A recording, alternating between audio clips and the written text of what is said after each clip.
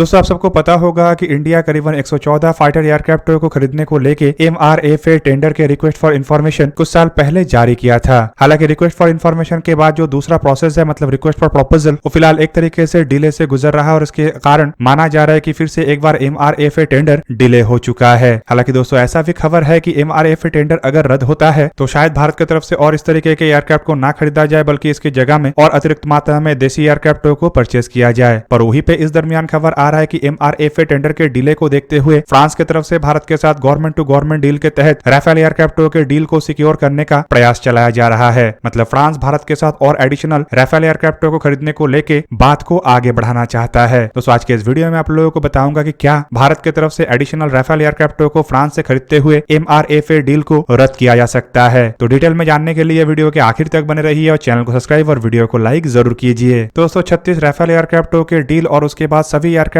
के डिलीवरी के बाद अब बताया जा रहा है कि फ्रांस के गवर्नमेंट और फ्रांस के इन राफेल एयरक्राफ्ट को निर्माण करने वाले कंपनी डैसॉल एविएशन भारत के साथ अतिरिक्त राफेल एयरक्राफ्ट के डील को लेकर चर्चा करना चाहता है। बेसिकली दोस्तों रिपोर्टों में दावा किया जा रहा है कि फ्रांस भारत के साथ सेकंड राउंड के राफेल एयरक्राफ्ट के डील चाहता है और ये भी संपूर्ण रूप से गवर्नमेंट टू गवर्नमेंट। हालांकि दोस्तों इसके पीछे कारण के रूप में बताया जा रहा है कि जिस तरीके से इंडियन एयरफोर्स की तरफ से 114 फाइटर एयरक्राफ्ट को खरीदने को लेकर टेंडर जारी किया गया है उसमें डिले भी हो रहा है और इस डिले को देखते हुए फ्रांस की तरफ से ये ऑफर भारत के सामने रखा जा सकता है। दोस्तों आपके जानकारी के लिए बता दूं कि 114 जो फाइटर एयरक्राफ्ट को भारत की तरफ से खरीदा जाना है इनमें भी फ्रांस के डैसॉल एविएशन के राफेल एयरक्राफ्ट को ही प्रमुख दावेदार के रूप में देखा जा रहा है। पर वहीं पे हाल फिलहाल में कुछ ऐसे भी खबर आया था कि अगर ये डील डिले होने के कारण रद्द होता है तो शायद भारत की तरफ से और विदेशी एयरक्राफ्ट को ना परचेज किया जाए। वैसे भी माना जा रहा था कि MRFA टेंडर एक तरीके से भारत के लिए आखिरी विदेशी एयरक्राफ्ट की खरीदारी होगा, जबकि इन एयरक्राफ्ट के खरीदारी के पीछे एयरफोर्स की तरफ से काफी झुकाव भी दिखाया जाता है। पर दोस्तों मेरा मानना यह है कि अगर इन एयरक्राफ्ट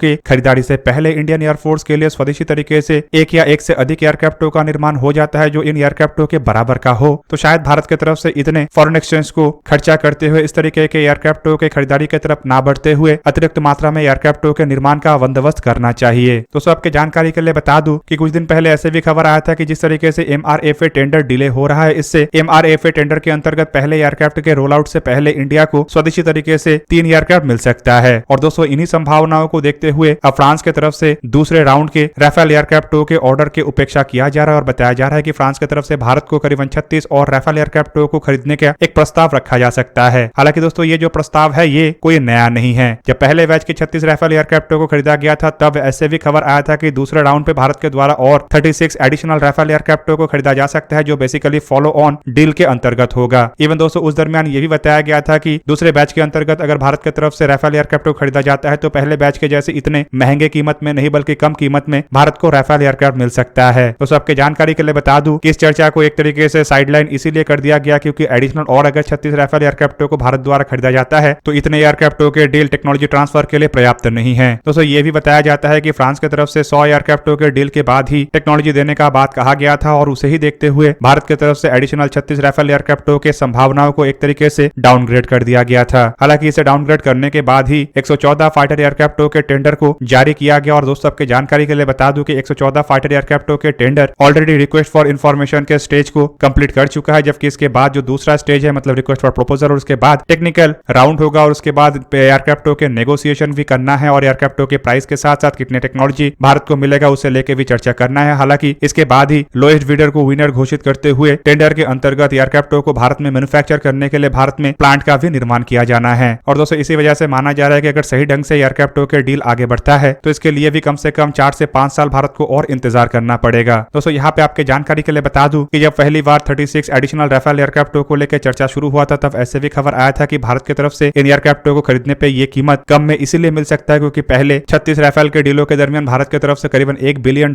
राफेल एयरक्राफ्ट के इंडिया स्पेसिफिक मॉडर्नाइजेशन के लिए खर्चा किया गया था। हालांकि जो राफेल डील है इसमें केवल मात्र भारत के द्वारा एयरक्राफ्ट को ही नहीं खरीदा गया बल्कि एयरक्राफ्ट के साथ साथ भारत के अंदर एयरक्राफ्ट को रखने के लिए इंफ्रास्ट्रक्चर, एयरक्राफ्ट को मेंटेन करने के लिए फैसिलिटी और एयरक्राफ्ट के हथियारों के साथ साथ इंडिया स्पेसिफिक मॉडर्नाइजेशन के लिए भी एक बहुत बड़ा अमाउंट था। डैसॉल एविएशन का यह कहना है कि भारत के द्वारा और एडिशनल राफेल एयरक्राफ्ट को अगर खरीदा जाता है तो भारत को फिर से इंडिया स्पेसिफिक मॉडर्नाइजेशन के लिए पेमेंट करना नहीं पड़ेगा और वो अमाउंट कट जाने पे दूसरे बैच के राफेल एयरक्राफ्ट के जो कीमत है वो पहले बैच के मुकाबले में कम होगा। हालांकि कुछ रिपोर्टों में यह भी दावा किया जाता है कि भारत के द्वारा जो 2 स्क्वाड्रन राफेल एयरक्राफ्ट को खरीदा गया है उसके लिए इतना इंफ्रास्ट्रक्चर का निर्माण किया गया है कि इसमें 2 से अधिक स्क्वाड्रन राफेल एयरक्राफ्टों को तैनात किया जा सकता है। कुछ जगह में बताया जाता है कि भारत अगर और 36 राफेल एयरक्राफ्टों को भी खरीदता है तब भी भारत को एडिशनल इंफ्रास्ट्रक्चर का आवश्यकता नहीं पड़ेगा। हालांकि क्रू के ट्रेनिंग भी कंप्लीट हो चुका है और भारत में एयरक्राफ्टों को मेंटेन करने के लिए भी फैसिलिटीज निर्माण किया जा रहा है। तो ऐसे में भारत को द्वारा अगर एडिशनल 36 राफेल एयरक्राफ्टों को खरीदा जाता है तो ये इंडियन एयरफोर्स के लिए अपने बेड़े में शामिल करना और आसान होगा। पर दोस्तों एडिशनल राफेल या फिर कहे तो सेकंड बैच के राफेल एयरक्राफ्टों के ऑर्डर को लेकर जो फ्रांस की तरफ से उपेक्षा किया जा रहा है, ये फिलहाल मीडिया का काफी छोटा चर्चा का विषय है और इसे लेकर ना ही ऑफिशियली इस तरीके का कोई जानकारी आया है और ना ही भारत की तरफ से किसी वरिष्ठ अधिकारी की तरफ से ऐसा कोई जानकारी दिया गया है। हालांकि दोस्तों ये भी नहीं कहा जा सकता है कि थोड़ा बहुत डिले के कारण भारत के द्वारा MRFA टेंडर को रद्द किया जाए, क्योंकि MRFA टेंडर रद्द होने के बाद अगर स्वदेशी एयरक्राफ्टों के जो डेवलपमेंट हो रहा है उसमें डिले होता है तो ये इंडियन एयरफोर्स के लिए काफी घातक होगा। हालांकि एयरफोर्स की तरफ से भी पहले बताया जा चुका है कि एयरफोर्स की तरफ से प्रमुखता के साथ MRFA टेंडर को आगे बढ़ाया जाएगा। कोविड के कारण पूरा दुनिया में कई सारे प्रोजेक्ट डिले हो चुका है, ऐसे में MRFA टेंडर डिले होना भी कोई बड़ा बात नहीं है। पर दोस्तों एटलीस्ट ये संभावना है कि अगर टेंडर के डिले के कारण एयरफोर्स के स्ट्रेंथ में कोई कमी आता है या फिर जो कुछ रशिया से एयरक्राफ्टों को खरीदने का इरादा बनाया गया था उसे ड्रॉप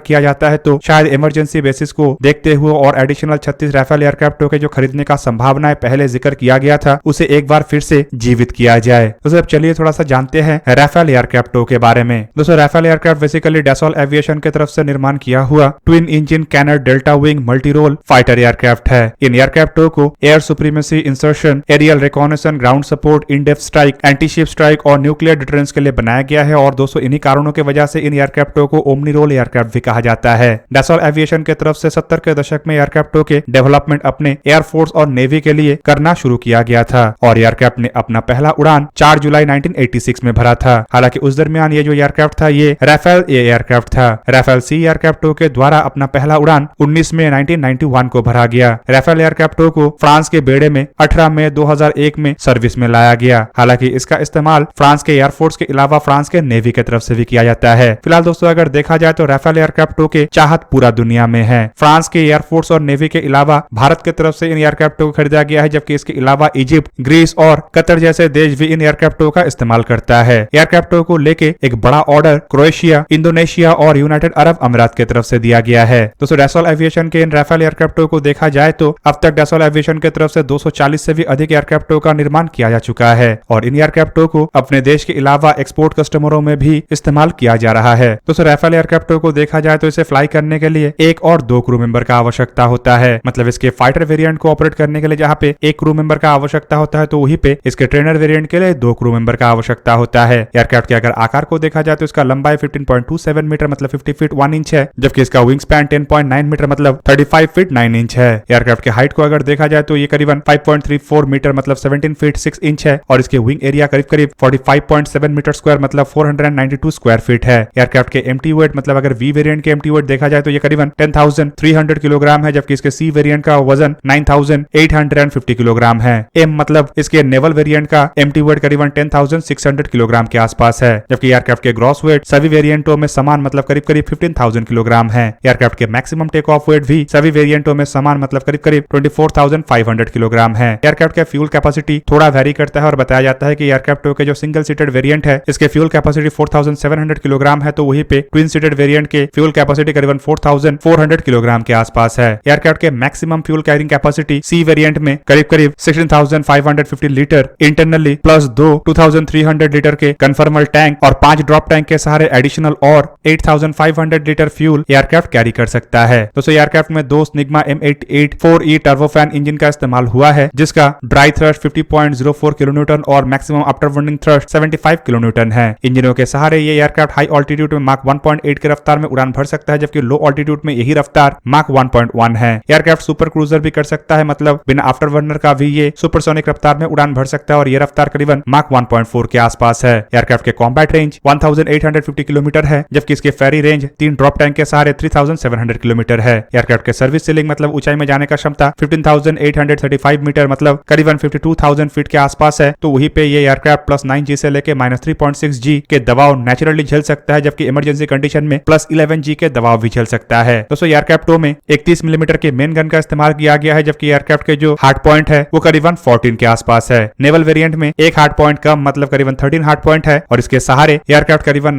500 किलोग्राम के पेलोड को लेकर उड़ान भर सकता है। दोस्तों राफेल एयरक्राफ्टों के द्वारा एयर टू एयर मिसाइल के रूप में MBDA माइका ER जैसे इंफ्रारेड गाइडेड मिसाइलों को कैरी किया जाता है, जबकि इसके अलावा इसका प्रमुख मिसाइल है MBDA मीटियोर। मैजिक 2 जैसे मिसाइल को भी एयरक्राफ्टों के द्वारा कैरी किया जा सकता है। एयर टू सरफेस मिसाइल के रूप में MBDA अपाचे, MBDA शॉर्म शैडो या फिर कहे तो scalp EG, hammer, GBU-12 PBOE-2, GBU-16 PBOE-2, GBU-22 PBOE-2, GBU-24 PBOE-3, GBU-49 enhance PBOE-2 जैसे मिसाइलों को कैरी किया जाता है। इसके अलावा AS-30L Mark 82 जैसे बॉम्ब्स को भी ये कैरी कर सकता है। एंटीशिप मिसाइल के रूप में MBDA M39 एग्जॉस्टेड मिसाइलों को ये कैरी करता है, जबकि इसके अलावा न्यूक्लियर डिटरेंस के लिए ASMPA न्यूक्लियर मिसाइलों को ये एयरक्राफ्ट द्वारा कैरी किया जाता है। दोस्तों अन्य इक्विपमेंटों के रूप में एयरक्राफ्ट की तरफ से थेल्स के डायनामिक टारगेटिंग पॉड, थेल्स के airborne recce observation system, Thales के Talios multifunctional targeting pod, 5 drop tank, body to body fuel prop को कैरी किया जा सकता है। एवियोनिक्स के रूप में राफेल एयरक्राफ्टों में थेल्स के RBE-2AA